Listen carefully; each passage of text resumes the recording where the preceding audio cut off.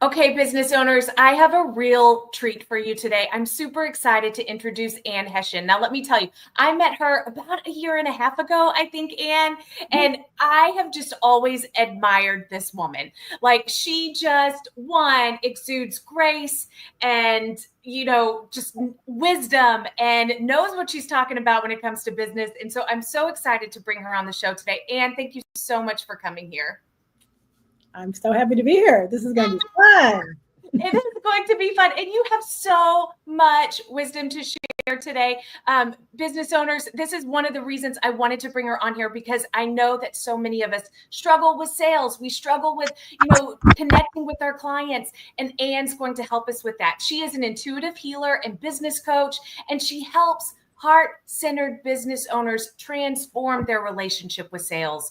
And so, Ann, I have to ask you, first of all, when did you first realize that your intuition can help in your business life, not just in your personal life? I don't know how I would say, first, I'm going to answer it a little differently as I think we're all intuitive. I really do. I think that everyone's intuitive. The difference is some people have spent time focused on that and have learned to trust their intuition. And that's the hardest part, is the trust part. And other people haven't yet. Doesn't mean you can't, right? But it really comes down to trusting yourself. And I think there's nothing more important in business than trusting yourself. That's hard. Yeah. I just said that, and I'll tell you straight up, especially if you are, a coach, speaker and selling, almost any kind of business, but especially in the personal development and transformation and helping people with business and all that, because business is some of the most powerful personal transformation you're going to get, right? Oh, true. In that realm, I'll have more to say about that in a second. I'm going to tell you straight out, the single biggest reason on their end why people aren't buying from you is actually because they don't trust themselves. Right? Yeah. That if they make that investment, they will come through. Yeah. Right? They don't, because a lot of times people don't trust themselves, and because they have all this evidence of how they can't trust themselves, right? And so for you on your end, one of the biggest reasons why people aren't buying from you is because you're failing to communicate in a way that helps them get past that. Oh, that's big, Ann. Right?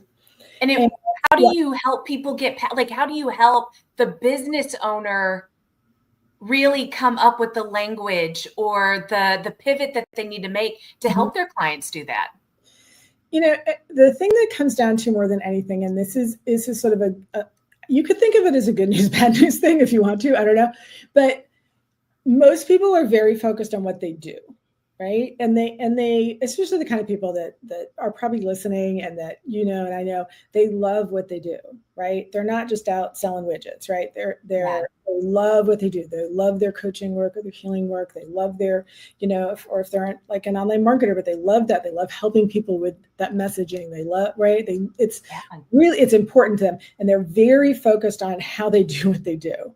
And they're trying to sell how they do it, because they're like, I fell in love with that. Why don't you? Yes, you need this. I know what you're talking about. And as a fundamental thing in sales, right, is you really need to sell the what it will do for them, as opposed to the how you do it. That's, anybody who knows anything about sales knows that, even though we don't know how to do it. But what's underneath that is, if for you to do that, you have to really know your customer. Right? You have to be willing to spend the time to get to know them, and then get to know the next one, and get to know the next one. So, when I started my business, Soulpreneur Success Code, helping healers, coaches, holistic practitioners, heart-centered entrepreneurs to learn how to sell. I joke that I teach sales to people who are allergic to sales, right? I had a real advantage, which was that it wasn't just that I knew how to sell. Obviously, I wouldn't go out teaching that if I didn't know, but I had spent the previous about 8 years selling for someone else to a lot of my ideal customers for my new business. In other words, I was working, so a lot of people come to me are healers of one sort. So I worked for a company that sold energy healing programs and certifications and their modality. And I was their salesperson. I sold millions of dollars worth of their stuff, which meant I had well over 10,000 one-to-one conversations with healers and coaches, right? And that's not an exaggeration. Well over 10,000 one-to-one conversations with healers and coaches. And then I decided to start my business helping those people. So they come out of that, that company's training and other training, like, now I know how to do this healing or coaching, but I still don't know how to sell it. I was like, okay, well, that's where I can come in, right? Yeah. So, but I had an advantage that most people do not have. I had 10,000 conversations with my ideal client. So I knew them really well, which is why I was able to start. Now, you don't have to have 10,000 conversations. So that's why I said, go hear that. It's like that. Like, oh my God. But I'm not ready. But I do want to point out, like, that's a real thing. And it did allow me to get started, kind of jump in quick. And so that's why, I understand that. And it's why I coach people. Like, there's nothing more important you can do than talking to people. Yeah. With the goal of, like, really getting to know them. Who are they? Like, I'm going to put this as starkly as possible, because a lot of people think the way they're going to be successful, help more people, and make more money is they have to get better and better and better at what they do, right? So they'll get another certification and another right, and study, and like, I'm going to get better and better at what I do.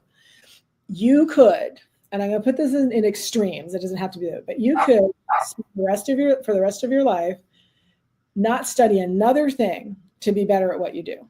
Not study another modality, not study another certification, not do anything more, but focus on just getting to know your client. Yeah. Right? Put all your focus into who are they really? What do they really care about? What do they, what would they do anything to fix? And you could become a millionaire with just the skills you have in terms of what you do. You could conversely continue to grow in your coaching or healing and get another certification, get really, really, really, really good at that, but not learn anything more about your client, and you'll never make any more money than you're making now. Yeah. Oh, that's so true, Ann. Like, I see it. I feel it in my bones, just in my own experience, having the hundreds of multiple, I'm not at the 10,000 yet, but the hundreds of one-on-one calls. One, even though I flopped at many of them, having the opportunity to learn and hear and converse with them. Everyone. You learn it beats the degree. It really does. It does. It absolutely does. Now, fortunately, you don't have to choose between those two extremes, right? I mean, can turn it, continuing to, like, get better and better at the core of what you do. But if you're not, it's one of the things I say, like, if you're not willing to learn how to sell what you do, you really should do yourself a favor and stop trying to have a business. Mm-hmm. Because it's just going to be suffering. And that might sound harsh, but it's one of those cruel to be kind things, right? Yeah. But and then to soften that a little, the sales part doesn't have to be this nasty, horrible thing that you think it is, right? It really is. It's truly. It's become a cliche. Sales is service, but it is, right? Yeah. It really is about connecting with people and allowing yourself to be in their shoes and kind of fall in love with them, right? And that is what allows you to actually help them and also make money and be paid for the difference. Yes. Well, and why do you think it is that so many heart-led business owners, just a lot of business owners, intuitives, speaker coaches, anything, why do you think it's so hard for many of us to have conversations with many people or to go in for the sale? Like, why is it so hard to ask for the sale? How long do we have? As long as you got, girl, as long as you got. No, my point being, I think there's a lot of reasons, right? And I like to take all of those reasons, and we won't get into all of them, but we'll get into several of them. And I kind of like to separate them into two basic camps. which I think of as the inner game and the outer game. Okay.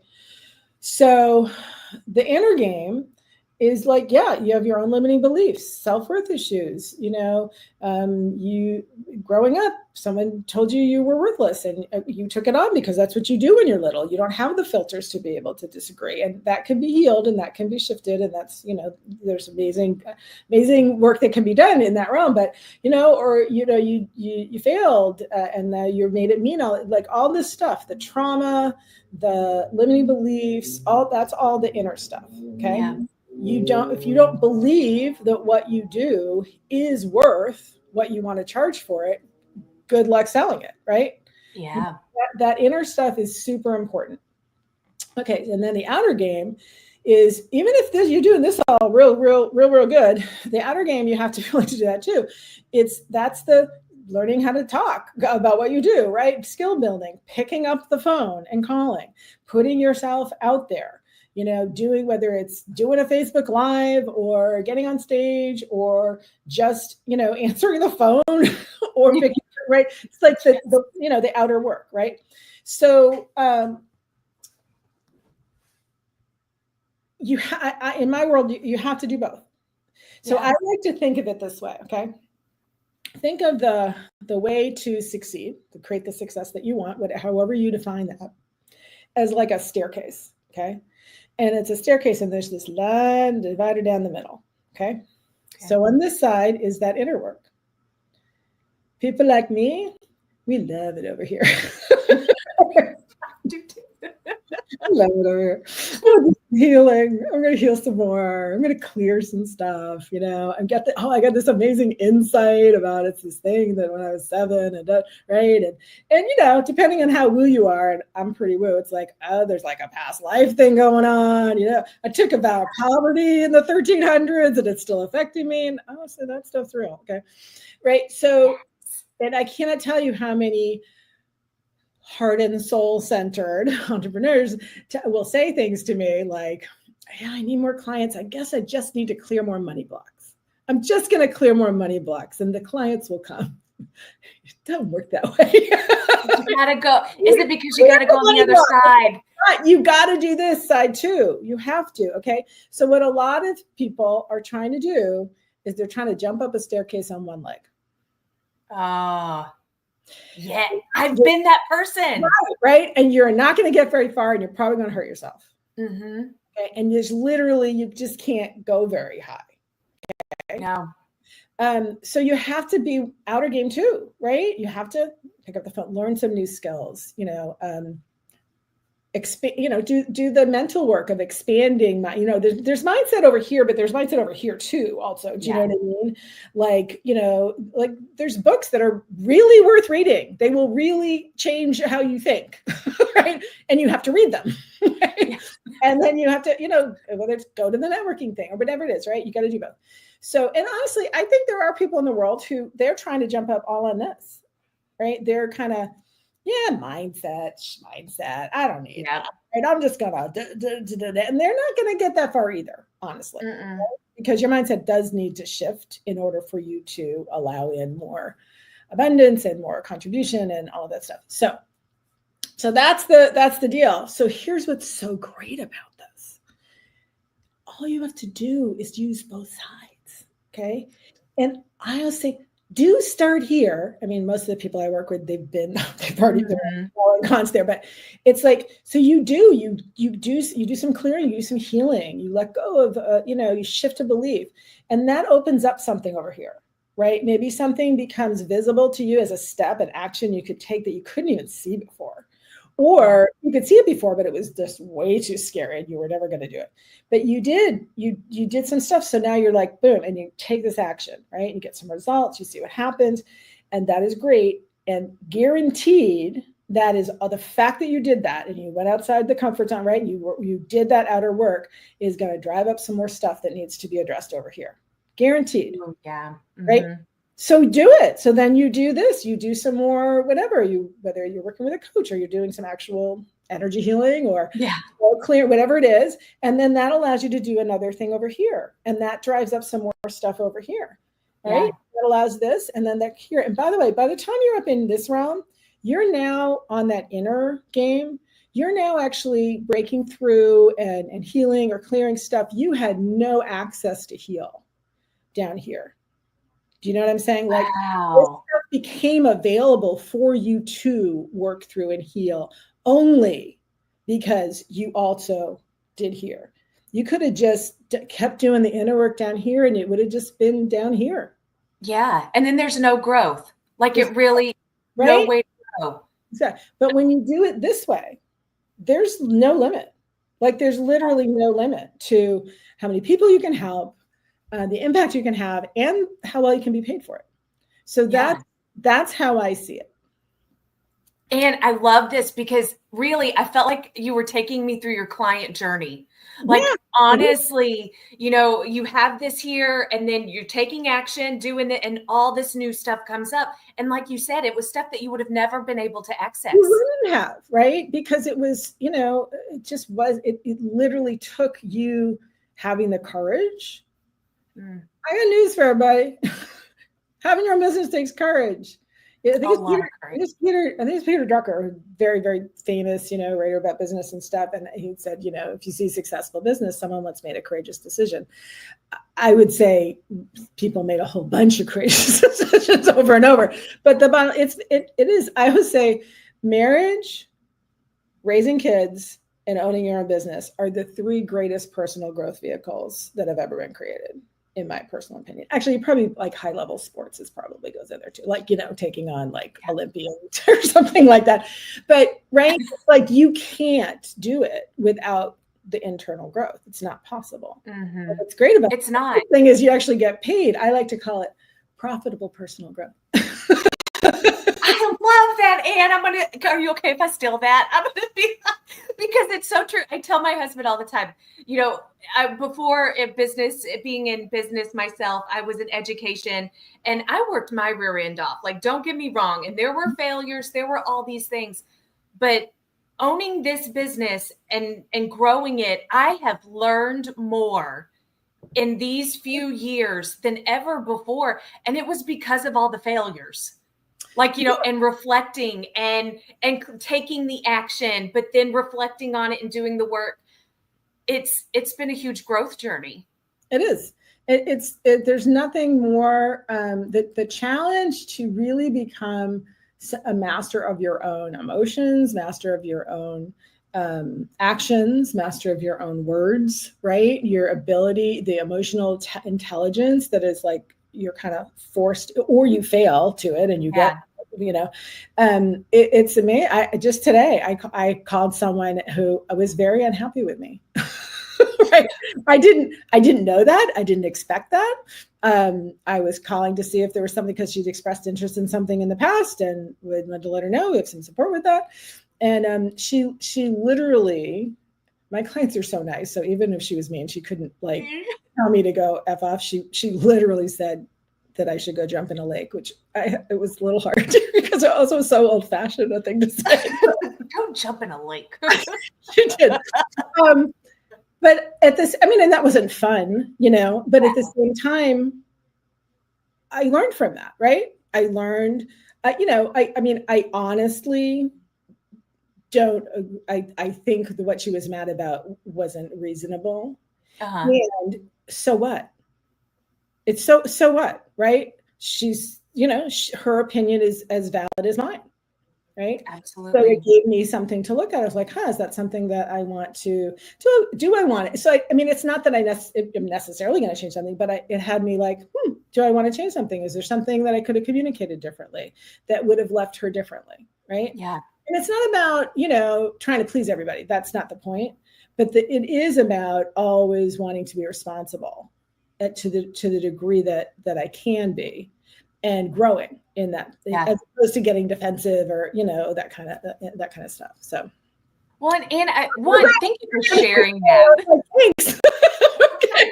It's so hot here too. I almost laughed. She did say goodbye and hung up right after, so I didn't have to, but I almost laughed out loud because it's really hot and it actually sounded like, I would love to go do that right now. It was really like, what just happened? Okay. But then, okay, well, what can I learn from that? Right? I really appreciate you sharing that, because I think that sometimes as business owners, we don't want to talk about those moments where a client is I'd rather angry. tell you how somebody told me it was an answer to a prayer. I love that one. Yes. But I think that goes, I'm like, oh, I love being an answer to a prayer. I just hair flip at that moment. And I think it takes like a certain self-confidence, though, to also be able to reflect on those conversations. What do you think why do so many entrepreneurs get stuck? How do they get stuck? And how do you help them get unstuck when you see it's that their self-confidence? Does that make sense? I kind of rambled that question. Yeah, no, actually, I love that you bring that up, because I'm gonna keep it back to sales, but it relates to everything. So one of the things that's fascinating to me about sales, and I really think of sales as honestly sacred. To me, it's like a sacred thing. It's this series of moments of truth for you in being present and believing in what you do, right? And moments of truth for the potential client of like, do they believe in themselves? Is this the thing for them, right? So there's this downright sacredness to it for me. And confidence is just such a key part of that. Remember the thing I said about fundamentally they don't trust themselves, right? So that ties into the confidence. But one of the things I think is so interesting about the field of sales is it's very studied. It's very, very well studied. There's tons and tons of statistically valid information about sales. Yes. And one particular, and I think this has been validated in other things, but one particular kind of study, they looking at what are all the different factors that go into whether or not the sale happens, right? So there's things like there's the price, there's the knowledge of the salesperson, there's the brand reputation, right? There's there's that, all these different things. And what they found was the number one thing, the single factor that on its own, of course, these factors work together, right? But the single factor that on its own was the single biggest predictor of whether the sale happens or not is the confidence of the salesperson. More than the price, more than the reputation, more than the quality, and more than the knowledge even of the salesperson, like how knowledgeable they are about the part, right? So, I mean, look, you could hear in that, oh, so someone's just really confident that, we're not talking about like sales done it. Yeah. Well, we're not talking about that, right? We're just talking about like, no, I'm talking about you believing in yourself, right? Yes. What you do. And I really like to, here's what I like to do to help people with the confidence thing, is to relate to confidence differently than I think most of us relate to it. We kind of relate to it as like, it's this thing, it's either present or it's not, right? Almost like we have no control over that. And I don't think that's true. I like to think of it as, well, you have confidence, like you have experienced confidence. And when you were feeling confident, that wasn't like someone else's confidence you were feeling. That was your confidence. It is a quality that you have, right? You don't have it all the time in every situation, but you have it and it is yours. Okay. Yeah. Okay. And so I like to have people, so I like to tell people, I want you to relate to confidence like a muscle, that if you can build your confidence, just like you can build a muscle, and you have to do it by working it. Okay. So one thing that can help is to keep reminding yourself, like a touchstone, bring yourself back to, well, what's some time you felt incredibly confident, right? And just think of that for yourself and use that as kind of like your touchstone. So it might be literally a time, like you remember when you got that award and it was amazing. Yeah. Right? Or it more be like, what's an area of your life where you're just really confident? It doesn't have anything to do with your business. Like, I'm a really good knitter. I don't knit that often anymore, but I've knit some pretty complicated stuff that I'm confident in my ability to knit something. I'm not a chef, but I could go into pretty much any kitchen and I could put together a good meal. I am confident in my ability of that, right? So it could be more of an area, but it could also be more like a particular time. But you want to keep bringing yourself back to that. And because your nervous system knows what confidence feels like. So you want to keep bringing it back to and like re-presence that. Okay, so that helps. Okay, that's one of the things that can help. Then the other habit, so there's really these two habits, is to get in the habit of asking yourself, what would make me more confident right now? When you're, either about to pick up the phone to make a sales call or whatever it is, what's missing? Like, what would make me more confident right now? And the more you ask that and answer it, that's you building the muscle, and then do the thing. Sometimes it's like, I actually need more information. For me to be more confident in this particular situation, I'm missing information. I actually need to find out more. Okay, that will make me, or you might need a pep talk. You actually might need somebody to just be like a little cheerleader, right? Sometimes you need that, right? Or you might be like, I need more practice. Okay, like that will make me more confident if I practice. And those are probably 3 of the most common ones, but there could be other things. If you make a habit of connecting to your confidence, so you're reminding your brain and your whole being what it feels like, and then you can expand from there to this situation. And you also make a habit of asking yourself, what would make me more confident? And then doing that thing. You will become a more confident person, and you can apply that in any area of your life. And it's like just putting in the reps of those 2 things. Literally putting in the reps of building your confidence. Yeah. Yes. And I love that, Ann, because those are 2 exercises that I'm picturing me in the gym, but those are 2 confidence exercises that are doable. I can do them. And I've never sat and thought about, especially when I'm like super scared, like, oh my gosh, I'm scared to do this. Right. We're caught up in that feeling. Yeah, absolutely. And I let it drown me instead of like having that moment of, Alyssa, when were you last confident? Like, own that, like, feel that, use that as a touchstone. Bring that into your body, right? Bring that into your nervous system and everything.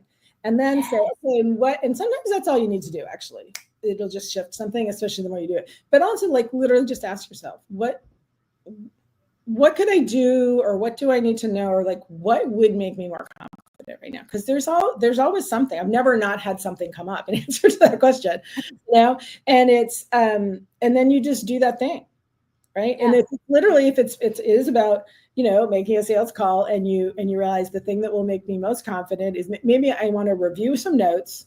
Oh yeah. Like I know that I will need to call this person. I have notes from our last phone call and I haven't looked at them. I should look at those notes before I make the call. That will make you more confident. You'll be like, I have a better sense of where this person is going. And then the other thing might be, I need practice. Okay, time to practice. Right? Yeah. And just be like, okay, this is practice. I mean, it might turn into something more, but if I need to practice, I need to practice. Yeah. Well, and I love that. Again, I know I keep saying I love that because I do. And I'm sitting, I work with a lot of speakers who are terrified to get on stage. They're terrified. And so I am going to start asking them to envision the last time they were really confident, or where do they feel confident? Yeah. And then what's one thing that you need to help you feel more confident? Like, just those. Usually I do ask that when it's like the preparedness, it's the rehearsal, it's those things. But I love this touchstone. It's really powerful. It's really, really powerful. And it just, again, it is your confidence. Yeah. And you can actually access it if you relate to it as something that is yours that you can access. Yes. Because it's yours. It is yours. That is actually your confidence. And I know that you have a very successful business, and you gave us a little background information earlier. Like, you had the opportunity to work for a company that you were able to get to know that client base. But what are some other things that you have done that really helped you generate hot leads? So speaking is definitely one of the biggest ones. And whether that's all kinds of ways of speaking. I mean, I'd say it's probably the 2 main things that have worked for me the most are speaking and what are referred to in the online marketing community as JVs, joint ventures, right? So where I promote someone and they promote me back. And I those are the 2 main ways that I've built my business. And sometimes a JV is a speaking thing. Like, I'm speaking at someone's event and then they're speaking at mine, right? But speaking is, I think, I just think it's essential. I think it's almost impossible to build a business, especially in the kind of personal development, general realm, transformation, healings. It's certain, personal and service-based stuff, because look, I don't know who first said this, but there's, so especially out there, the world, we're drowning in information and starving for transformation, right? And, there's very little, if anything, that any of us has to teach that people can't find somewhere else. Yeah. Right. That's so true. And especially now with AI has like 10x that statement or 1,000x that statement I just said, right? Because now you can even find it faster. So people need to, and most of that information is, as good as it may be, is useless because most people can't apply it on their own, right? So most people do need the help of someone to help them actually be in action and understand them, and especially that inner outer thing. And so, and there needs to be trust there, right? Mm-hmm. There needs to be some level of trust that they don't even necessarily need to like you, although it certainly helps a lot. But they do need to trust you, especially when they don't trust themselves completely. Yeah. Right? They need to have some level of trust of like, I'm scared to do this, but you really do know what you're talking about. Like, I can tell you know what you're talking about, and I believe you can help me. And ideally, I kind of like to have it kind of all out on the table, nothing up my sleeve, and even help me learn to trust myself, right? Because I'll have very straightforward conversations with people like that. It's like, it seems like you don't, what's really in the way here is you're not trusting yourself. Do you think that's the case? And give them the opportunity to kind of talk through that out loud, right? And not feel ashamed of it and not feel a thing and be like, I get it, So anyway, but my point is like, that's not something that really comes across just like in a book or in a PDF or, right? It doesn't. It comes from you being able to actually speak and share your own story, share your own journey so that people get who you are. And some of them will not, because they'll get who you are, and you're not for them. I'm definitely not everybody's cup of tea, as I was told today. Right. Right?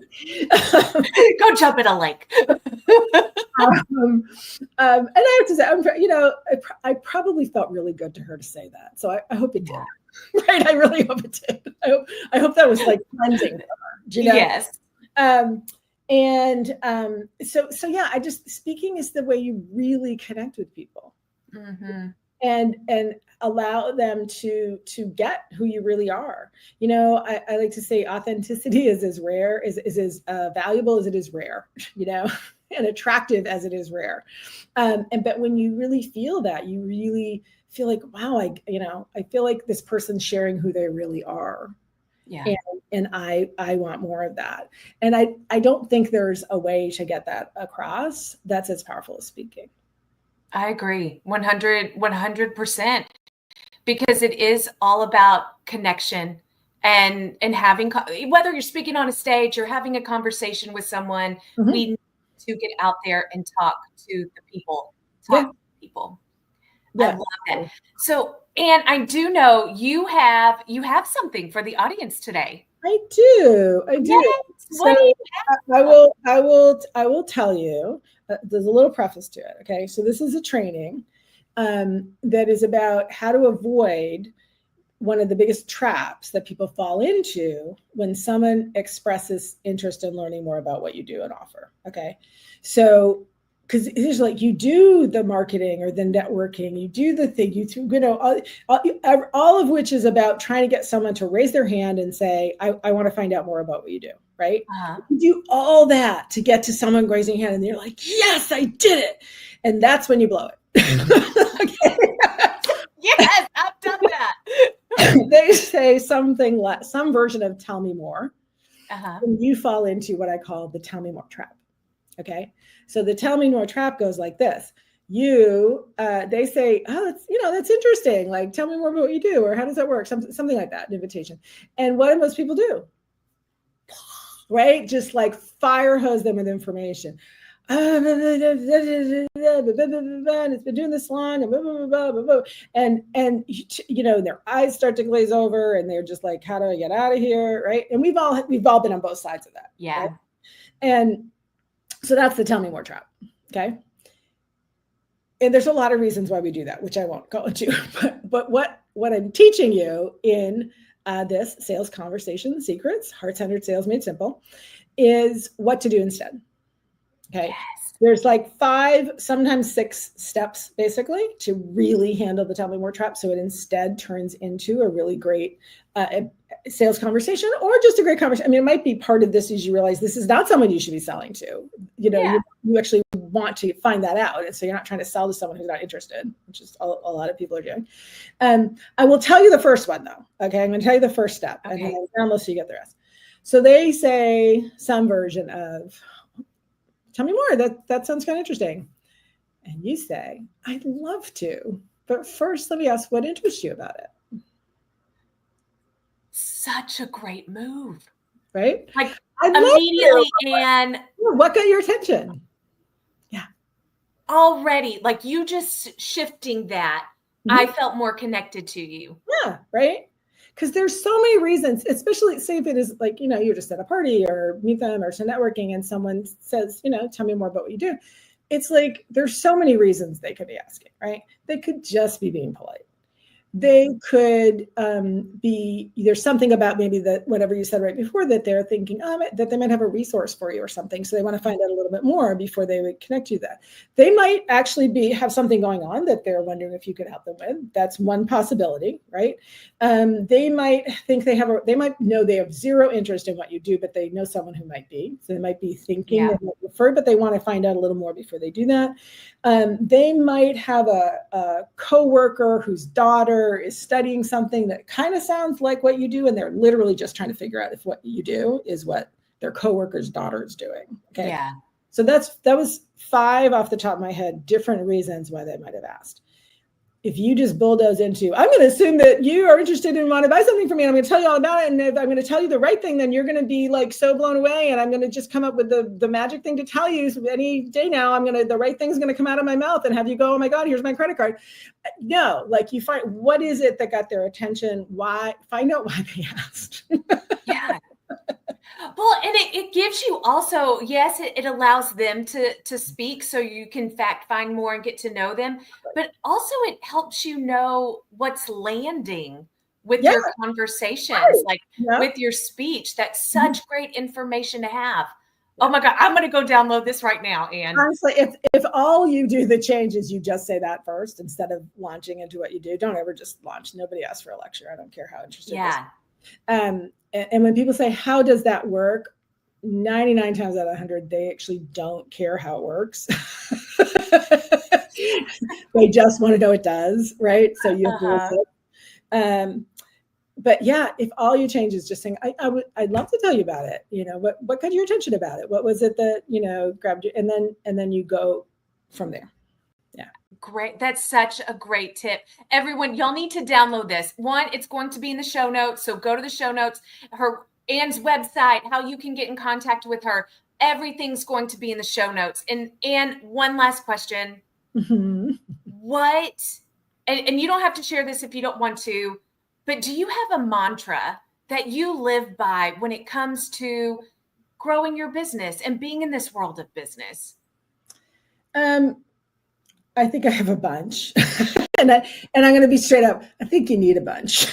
Okay? Yeah, because everybody has these different challenges. But I'll tell you what I'm very present to right now in my business, which is that as a coach, I am asking people if they're working with me, right? I am actually asking them to change, to change what they're doing, change how they're being, right? Because that's the only way they're going to get a different result in their life, right? Yeah.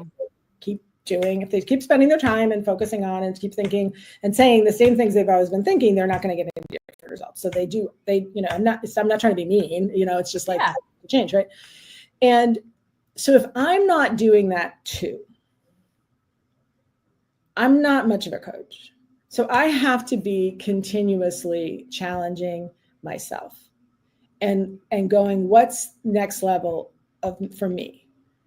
And not necessarily, and in my business for sure, which is why I do like my programs, they'll get up. I'm like, I'm going to add this to my program. That's going to make it even better, but not just in my life. I need to be someone who is always looking for my new edge. And I'm very committed to that. And I think it's just one of the most important things as a coach. And so if anyone's looking to like work with a coach, a good question would be like, so what are you doing to upgrade you? Right. And if they don't have an answer, I don't think I would personally would want to hire them. I don't mean you have to have just taken on, running a ultra marathon. Right. I mean, I'll never do that. That's like 100-mile kind of crap. My husband's an ultra marathoner. I'm like, right? Yeah. But right, if they're not finding their own edge currently, not just like that they have in the past, then because you need someone who is really, if you're going to trust them to guide you, they need to be being a leader, in their own lives. And so I've just been very, very present for that for myself. And I'm looking for areas where maybe I'm not doing that and seeing where can I up level, and also, definitely seeing areas where I am doing that and doing that very consistently. And I just think it's very important. Otherwise it's just kind of yesterday's transformation, and who cares? Oh, and that's beautiful. That is business. Find your edge. Find your edge. What are you going to up level? That's where all the good stuff happens. Yes, it's climbing that ladder. Yeah. I'm going to forever have that image in my head. That's good. Ann, thank you so much for joining me today. You're welcome. Gosh. Oh, you're so amazing. Like everyone, again, download her resource. Go and follow Ann Hession. Go and look at her website. Contact her, because she is the one that is going to be able to help you level up in your business. Contact Ann.